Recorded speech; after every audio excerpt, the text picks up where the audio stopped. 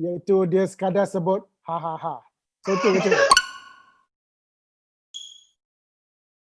Assalamualaikum dan juga salam sejahtera. Hai, kembali lagi ke Zaf Vlog. So untuk sesi mula poker hari ni, Zaf telah invite CEO pada Kuman Pictures iaitu Encik Amir Mohammad untuk kita berkongsi pendapat tentang pemilihan filem Roh sebagai wakil Malaysia untuk pergi ke Oscar untuk tahun depan pada bulan April kan.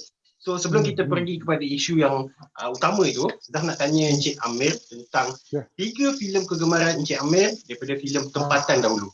Saya ambil jalan mudah, saya pilih hanya filem lama yang dibuat pada zaman studio dulu sebab tak nak menyinggung perasaan sesiapa yang masih hidup. Nombor 1, Cucu Datuk Merah. Filem ni saya dapat tahu dari Uwe dan dia kata dia filem yang menampilkan anti-hero pertama dalam filem Melayu. Dan saya teruja. Dan bila saya tengok dalam VHS, ternyata ia filem yang sangat dramatik, sangat seksi, sangat ganas dan dia tidak sentimental. I mean dia adalah unsur melodrama tapi dia tidak lembut. So itu yang menarik tentang filem. Dia macam film noir gitu. 2, komedi P.Ramlee. Kalau nak pilih satu, saya pilih Alibaba Bujang Lapuk sebab dia nampak sangat multicultural dan itu sangat mengujakan bila tengok semua filem lain yang agak realistik dan tiba-tiba ada orang Mexico, ada so dia jadi dia ada absurdity dia yang tersendiri. Yang ketiga, filem yang sangat underrated, nama dia Cinta Kasih Sayang. Dia arahan Hussein Hanif dan lakonan Latifah Omar. Dan filem ni sangat sensual dan mengejutkan sebab walaupun tajuk dia macam klise Cinta Kasih Sayang, tapi dia sangat berani bila dia menceritakan tentang sexuality pada zaman itu. So saya pilih 3 ni lah. Untuk filem luar negara pula macam mana? Tak kisah daripada Indonesia, daripada US ke apa, tak kisah. 3 paling favourite. Okay, so kalau saya pecah dari benua, kalau Asia diwakili oleh A Moment of Innocence, filem dari Iran yang saya tonton di layar besar dan sangat simple cerita dia. Dia hampir macam dokumentari tapi dia fiction. Dan dia seolah-olah kita nampak kehidupan tu berlaku betul-betul depan kita. Tapi dia penuh humor, penuh suspense dan itulah. So tu tajuk dia A Moment of Innocence. Pengarah dia Mohsin Makhmalbaf. Dari Eropah saya pilih Belle de Jour. Belle de Jour ni filem dia sangat surreal dan tapi seksi. Dan ini filem pertama yang saya tengok dalam VHS dan bila VHS tu habis, saya rewind dan tengok semula. Sebab filem tu ada enigma sendiri. Filem tu ada macam persoalan yang tak dijawab. Dan dia bermain-main dengan penonton. So itu Belle de Jour. Dan kalau dari Amerika, saya pilih All About Eve. Filem Hollywood tahun 50 dan sebab dialog dia sangat lincah dan lakonan dia sangat hebat dan dia jenis filem yang kita boleh tengok berkali-kali. So itulah. Alright. Selalu kita nampak Kuman Pictures ni adalah bergenre filem seram tau, tapi as far as Amir sebut tadi tu tak boleh nak recognize. Ada ke filem seram dalam ni kan? Do you recognize yang macam Esther punya filem ke apa ke? Ya, betul lah. Sebab saya adalah beberapa filem seram favorite. Contohnya Rosemary's Baby dan Cat People. Cat People bukan yang 80s punya tu, yang original punya, yang 1940s. Sebab dia filem yang sebenarnya tak ada jumps, ada maybe ada 1-2 jump scare. Tapi filem tu dia bermain dengan apa yang kita tak nampak. So dia tentang perempuan yang dia rasa dia sedang dirasuk lah oleh binatang dia dan katakan. Tapi kita tak tahu itu adalah mainan akal dia atau dia betul-betul ada evil di keliling dia. In a way macam Rosemary's Baby juga. Because Rosemary's Baby tu dia bermain dengan apa yang kita tak nampak dan itu yang jadikan dia lebih dia. Dan baru-baru ni saya tengok di YouTube Secara halal sebab filem tu dah tak ada copyright. Sebuah filem seram yang dihasilkan dengan biaya $30,000 Amerika pada tahun awal 60-an. Tajuk dia Carnival of Souls. Dan filem ni amat memukau. Dia pasal seorang yang dia diselamatkan kononnya dari sungai. Tapi kita tak tahu dia ni hidup ke mati. So ada elemen zombie dalam filem ni. Padahal dia bukan filem zombie. So sangat bijak. Kalau untuk Kuman Pictures, saya selalu minta orang tengok satu filem dia, tajuk dia Creep. Ada kat Netflix. Creep, and then ada sequel dia, Creep 2. Sebab setiap filem ni ada 2 pelakon. Dan sangat thrilling. Dia horror tapi bukan horror hantu, horror psycho lah. Dan dari segi lakonan dan editing dia sangat buat kita geram dan marah dan takut. Tapi hanya ada 2 pelakon dan setiap pengarah yang nak buat untuk Kuman Pictures dia kena tengok tu dulu supaya tahu yang dengan 2 orang pun boleh buat filem sebenarnya. So kita berbalik kepada isu utama Mulut Puaka ini, iaitu filem Roh berjaya dipilih oleh Finas. Okay, boleh tak ceritakan sedikit macam mana proses pemilihan ni? Sebab Amir sendiri adalah producer dan owner Kuman Pictures sendiri kan. Of course daripada mula submission sampai dah sekarang ni dapat tahu, mesti tahu dia punya perjalanan kronologi dia kan. Boleh tak berkongsi dengan penonton semua daripada bila benda ni tercetus sampailah dipilih baru-baru ni? Benda ni tercetus di WhatsApp dengan seorang pengarah muda yang nama dia Muz Amir. Dan di sebuah grup WhatsApp yang nama dia Cinema Malaysia. Sebab saya baru cari tadi dan ternyata tarikhnya 12 Ogos. Dia sendiri masukkan link dan kata siapa nak masukkan filem ke Oscar sila ikuti pautan ni. Dan itu pautan dari Finas lah. So saya pun klik dan rasa okey, sebab Roh memenuhi syarat sebab dia ada tarikh kena tayang antara Oktober tahun lepas dengan Disember tahun ni, lebih kurang macam tu lah. So saya pun bagi tahu Ilis lah, jomlah kita join lah. Dia lebih kepada macam fun lah, macam seronok lah je. Sebab tapi tak mengharapkan apa-apa. Sebab ada sebab kenapa tak harapkan apa-apa. Sebab pada awal tahun ni pengerusi Finas iaitu Hans Isaac, dia dipetik dalam interview yang mengatakan The Garden of Evening Mist is Oscar potential. Is an Oscar potential movie. So kami pun anggap okey lah, Finas akan hantar Garden of Evening Mist lah. So saja suka-suka lah kita hantar Roh untuk menjadi sedikit saingan lah. Tapi rupa-rupanya dapat dan kami dapat email dari dia orang beberapa hari lepas, tapi dia beritahu untuk jangan bagi tahu siapa-siapa dulu.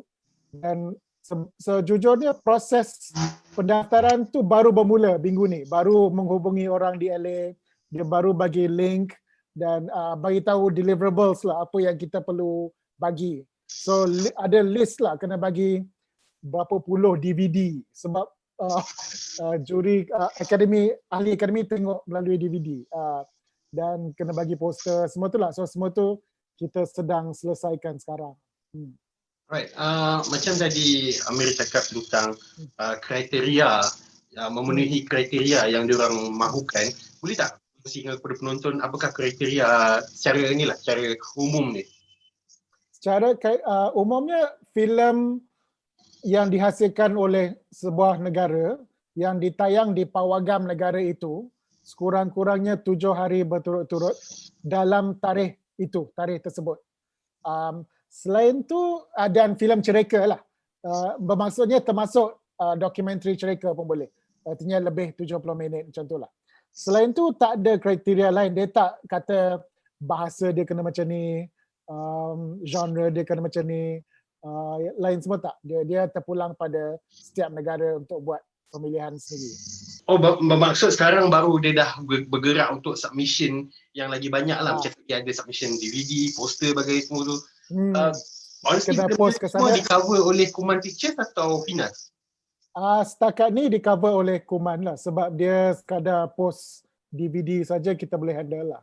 Tapi kalau ada kos yang lebih besar, yang mana kami belum tahu lagi dan kami mungkin perlukan pertolongan, sebab saya tak tahu kalau sekarang syarat dia masih kena sewa pawagam untuk tayang. Sebab sekarang kan zaman COVID dan rasanya pawagam kat LA masih tutup. So tak tahu kalau dia akan ubah ke boleh tengok online. Tapi kalau nak sewa pawagam mungkin mahal lah sebab tak tahulah kos dia macam mana kan.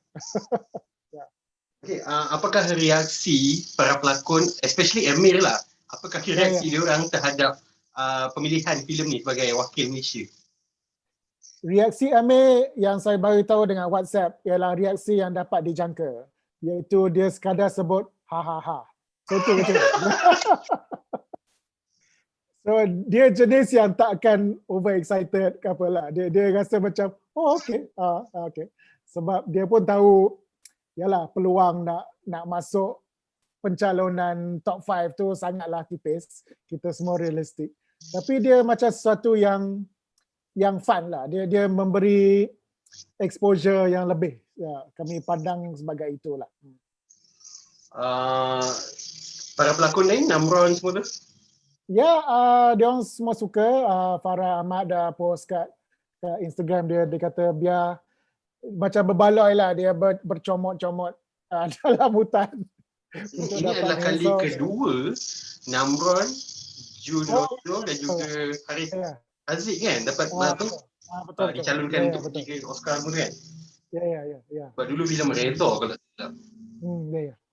Apakah projek terbaru Kuman Pictures? Projek kami yang keempat ialah sebuah filem tajuk dia Ceroboh. Filem yang ketiga, filem Tamil, tajuk dia Irul Ghost Hotel. Dah siap, tapi kami tak tahu nak tayang macam mana. Tak tahu nak pergi Pawagam ke, pergi Astro First ke. Sebab Pawagam pun nasib buka tutup macam ni kan. So, walaupun dah siap, sebenarnya kami belum lagi buat keputusan nak tayang macam mana. Dan Ceroboh ni, filem keempat ni, kami plan untuk shoot bulan depan. Dia thriller dan ada alien. Tapi alien tu kita tak nampak sangat. Dia lebih kepada paranoia di kalangan manusia. Dan pengarah dia Faizal Azizuddin. Yang filem pertama dia Suraya. Filem awal dia Suraya. Dan kemudian dia buat filem Kabus yang menang Kuman Pictures Picture Challenge. Dan ini akan jadi filem dia yang keempat kalau tak silap. So itulah, dan baru selesai proses casting dan sekarang tengah rehearsal melalui Zoom sebab tak boleh jumpa sangat. Oh ya. Amir tahu ke calon-calon lain? Kalau pergi Wikipedia, dia update setiap kali ada negara baru yang confirm. Yang setakat saya cek pagi semalam ada 32 negara yang dah confirm. Sebab dia bukan buat serentak. Sebab deadline dia Disember rasanya. Ujung Disember. So, Singapore dah ada. Tajuk dia Wet Season. Jepun dah ada. Banyak negara Eropah dah ada. So, kalau Wikipedia boleh Google je lah. Foreign International Feature Submissions Oscar. Dia setiap hari akan update satu. Bergantung pada siapa yang hantar lah. Tapi negara Asia Tenggara lain hanya nampak Singapore lah, yang lain tak nampak lagi. Dan dia orang hantar Wet Season? Ya. Wet Season. Saya belum tengok tapi pengarah dia cukup bagus. Filem dia sebelum ni Ilo-Ilo. Pernah tayang di Malaysia juga. Were you expecting for this? Tak sangat, because I was more expecting, like I said lah, Garden of Evening Mist. Sebab Hans Eisner sendiri yang kata, kalau Google ada, Hans Eisner kata, the headline tu, Garden of Evening Mist is Oscar material. So dia macam acung jempol macam tu kan.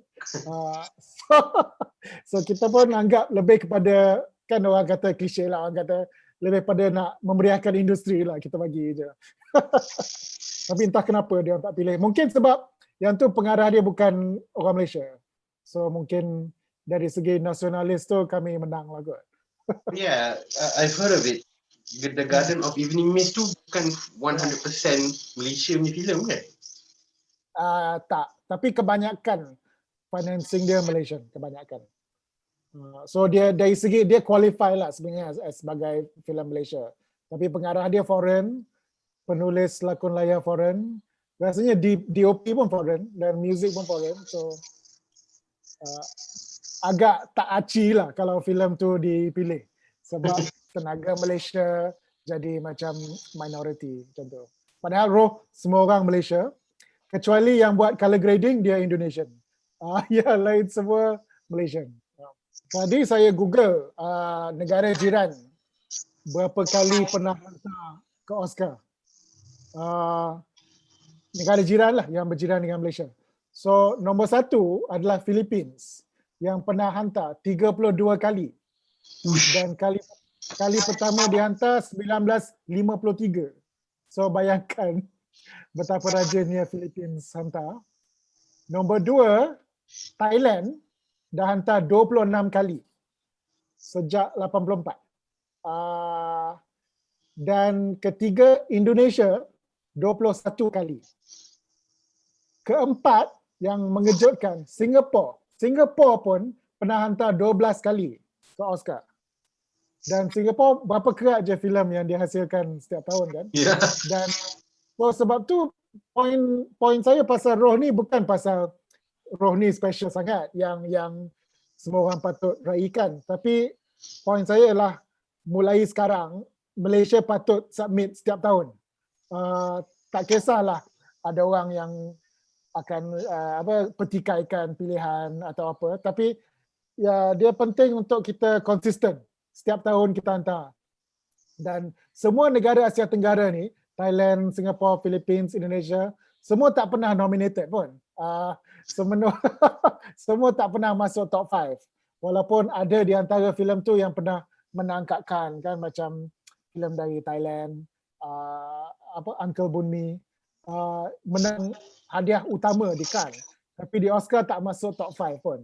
Sebab selera Oscar tu lain. Selera Oscar tu sangat American kan. Dia apa yang orang American suka tengok, dan kategori ni pun sebenarnya kat Amerika dia orang tak pandang sangat kategori foreign film, international film ni. Melainkan ada pengarah terkenal.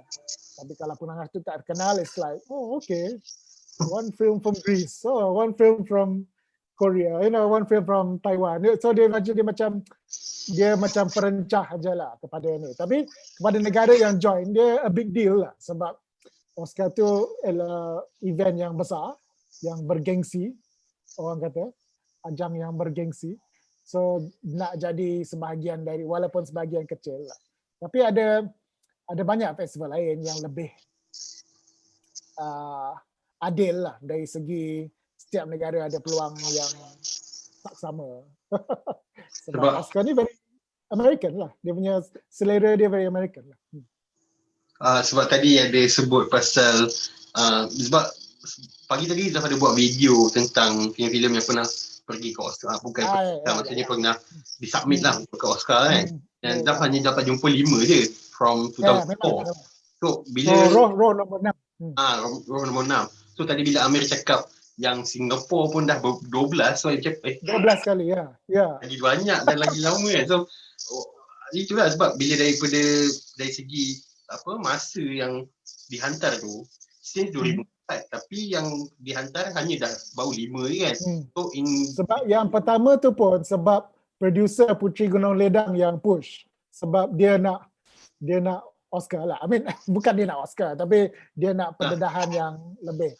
So dia yang push, dia in a way dia paksa Finas isi semua borang ni, sebab pencalonannya kena datang dari Finas. Dia tak boleh datang dari producer. Dia berbeza dengan kategori lain dalam Oscar yang mana producer yang hantar. So setiap negara badan filem dia, yang mana Malaysia is Finas, kat Indonesia dia apalah perfilman apa benda, kat Thailand is National Film Board apa. So dia hanya boleh datang dari badan yang mewakili perfilman negara itu. Dia tak ada kaitan dengan producer hantar. So dia berbeza dengan macam Upin Ipin tu, itu yang lain, itu kategori lain, producer dia hantar. Oh itu pelik, kenapa Finas tak push untuk Upin Ipin dulu kan, sebab Upin Ipin bukan kategori featured foreign film ni lah. Ya. Padahal boleh, rasanya boleh, kalau animasi boleh je. Selamat datang Nick Buzzpop. Okay. Okay. Baru perasan ada buku ni, ada buku The Oscars yang saya baca pada tahun 1993 dan buku ni setebal 768 muka surat. So siapa nak baca. Dan buku ni best sebab sebenarnya dia penuh gosip je. Dia penuh dia gosip pelakon mana nak lobby and then rupanya tak menang and then siapa nak cuba sailang ni and then macam mana kategori dia bertukar-tukar dan dia banyak pasal politik di sebaliknya lah. Kenapa kategori ini diwujudkan, kenapa kategori ini dihapuskan. So dia sangat fun lah. So siapa sangka buku yang dibaca 27 tahun lepas.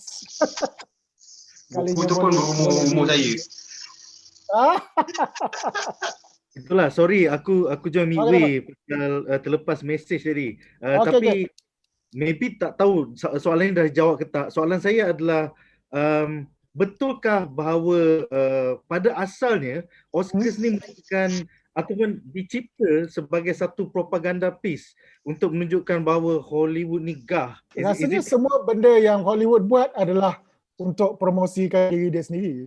So itu tak dapat dielakkan. So pada awal Oscar tu pun ia untuk meraihkan kawan-kawan lah, untuk meraihkan kawan-kawan. Sama macam Nobel Prize sastra, Nobel Prize sastra. Kalau tengok Nobel Prize sastra 10 tahun pertama, semua penulisnya tak famous sebab dia orang pilih di kalangan kawan-kawan dia orang sendiri je. Dan sama macam Oscar lah, dia pool yang sangat kecil dan kemudian baru semakin besar bila sebab dia mula tahun 27 kan. Patutnya ada lah dalam buku ni, tapi 27 kot. So masa baru nak ada bunyi kan. So bila masuk banyak pengarah dan orang kreatif dari Eropah yang tengah lari dari Nazi kan. So masa tu Hollywood boom. So ada Fritz Lang, ada Marlene Dietrich dan Billy Wilder semua tu kan. So masa lewat 40-an tu Hollywood benar-benar boom dan menjadi lebih antarabangsa. Tapi antarabangsa maksudnya lebih ada Eropah aja, ada pengaruh Eropah. Dan kemudian gradually je baru negara lain masuk. Itu pun sangat sedikit lah. Selalunya macam kalau ada pengarah dari Mexico kan, macam sekarang ada Cuarón dan sebelum ni ada Almodóvar dari Spain. So pengarah yang famous di negara mereka sendiri tapi mendapat nama juga di tempat macam Oscar, menjadi lebih diverse lah. Tapi dia mainly is pasal industri lah, pasal menguatkan industri Hollywood itu sendiri. Kita tahu daripada zaman-zaman masa siapa tu pengarah Tarantino mula nak naik dan Kevin Smith, kita nampak pengaruh Weinstein dalam mereka melobi untuk Oscars.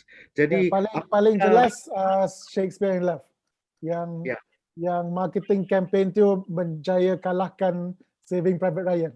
Yang Saving Private Ryan dia macam a sure thing kan, dia macam war Spielberg, benda yang sepatutnya ni, tapi marketing campaign memandangkan strategi Oscar adalah melobi, apakah strategi Kumar Pictures dan Finas going into 2021 Oscars?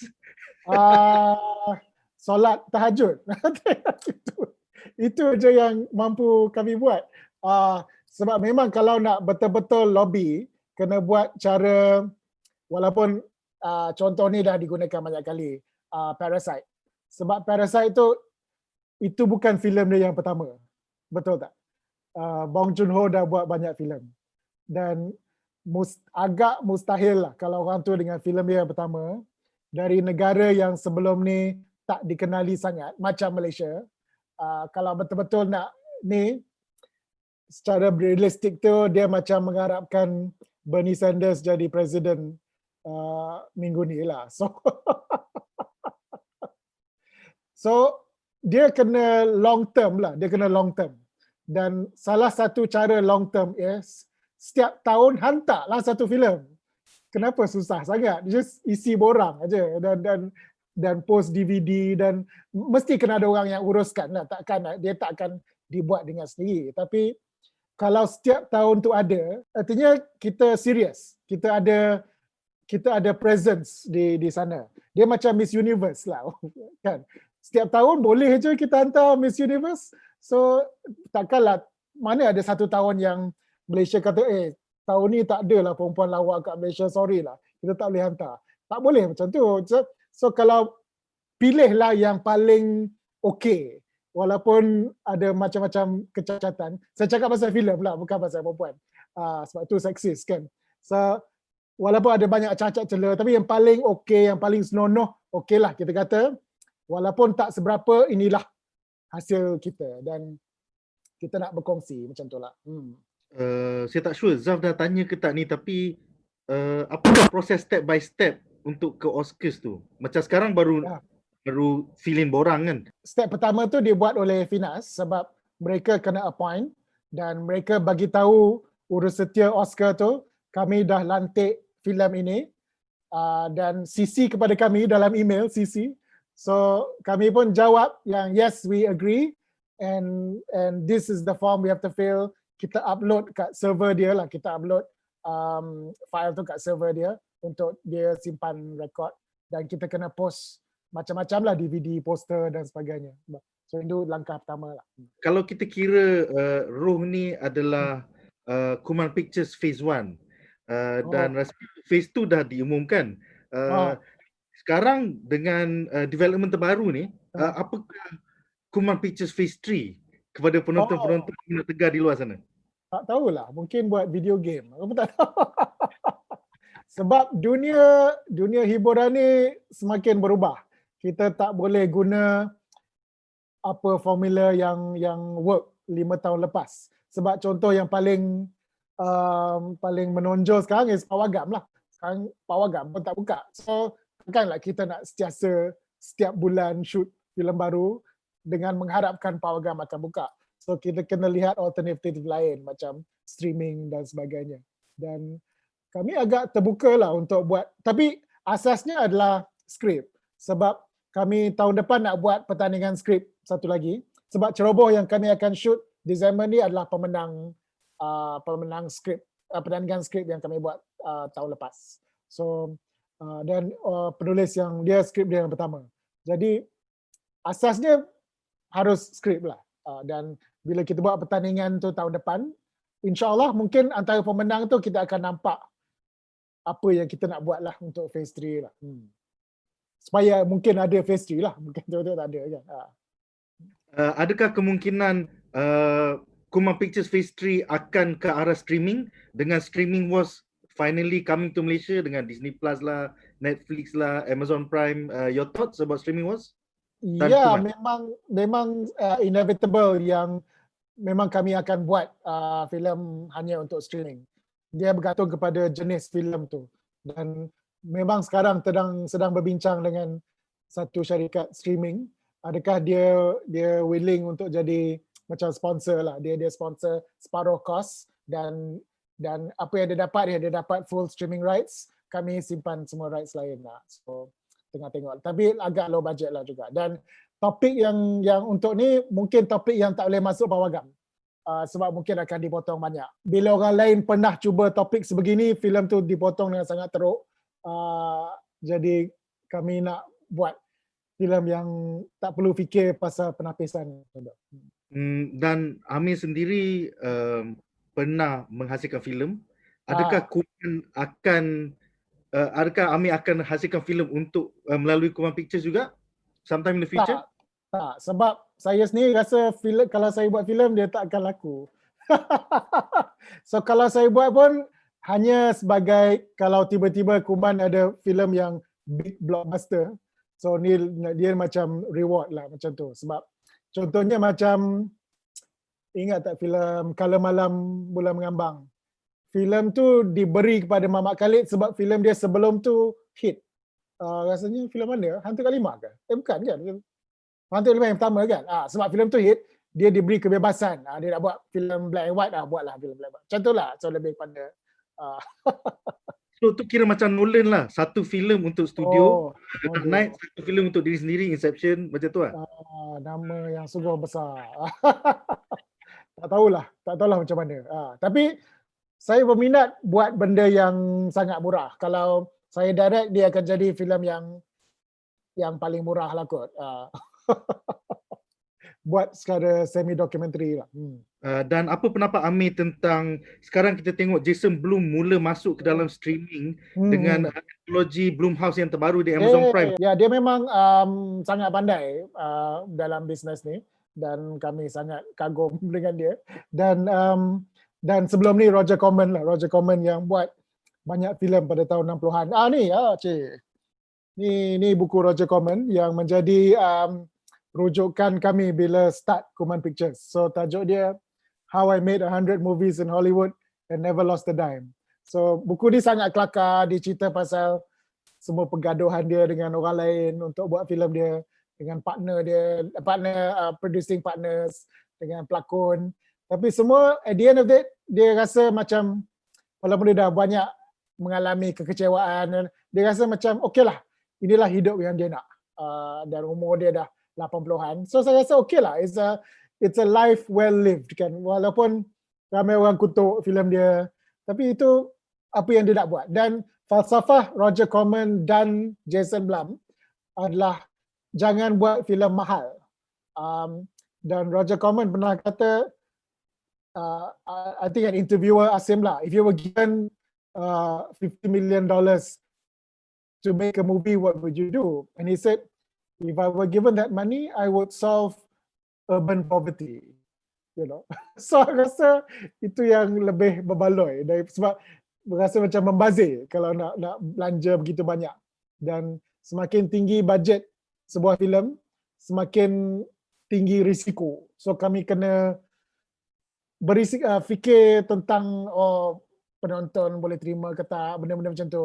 Buat benda bangang macam tengok IG followers, pelakon kan. So selagi kita jadikan bajet dia rendah, kita tak perlu risau pasal semua tu. So kami tak pernah mengongkong setiap pengarah. Kami tak pernah kata kena ambil pelakon ni, kena ambil lokasi ni, kena ada product placement ni, tiba-tiba pegang minuman apa benda ke.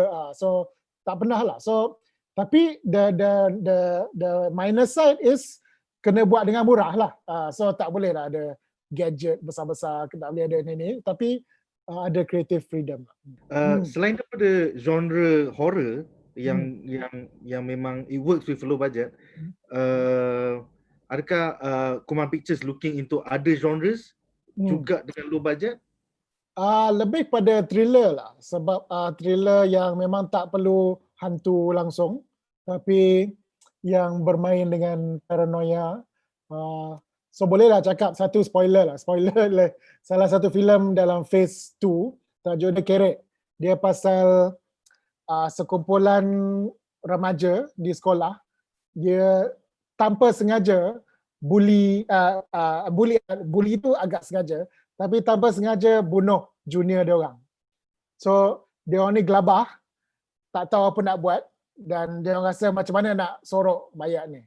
So macam tu lah. So dia bukan horror tapi dia thriller. Dan idea dia itu datang sebenarnya dari Bad Genius. Sebab Bad Genius tu yang saya suka adalah filem tu pasal orang yang sebenarnya dia orang buat salah, tapi kita tak nak dia orang ditangkap. Sebab kita faham. Macam tu. So the tension is macam tu lah. Dia tak boleh jadi macam, watak ni semua jahat, so pada muka. Tak. Dia macam kita harus ada simpati. Dan ni memang sebab cast dia remaja, kita betul-betul nak cast yang teenager lah. Tak nak ambil pelakon yang umur 30 tahun and then paksa pakai school uniform. Tak payahlah. Tak payah ambil mak orang kan. Mak orang and then cuba-cuba jadi macam pelajar college, tak boleh. So kita nak pelakon yang dari umur tu sendiri ataupun umur lebih 2-3 tahun lah. So risiko juga sebab dia orang mungkin tak famous lah sebab dia orang tak pernah berlakon. So thank you very much Amir sebab sudi untuk sesi Mulut Poker hari ni. I wish you all the best for this moving forward after dipilih oleh Finas ni semua. Kami ni semua peminat filem Roh memang sentiasa sokong filem Roh. Terima kasih. Alright, so itu saja untuk hari ini. Thank you very much for watching. Jumpa lagi pada Zaflog yang akan datang. Thank you. Alright. Bye. Thank you, May. Okay.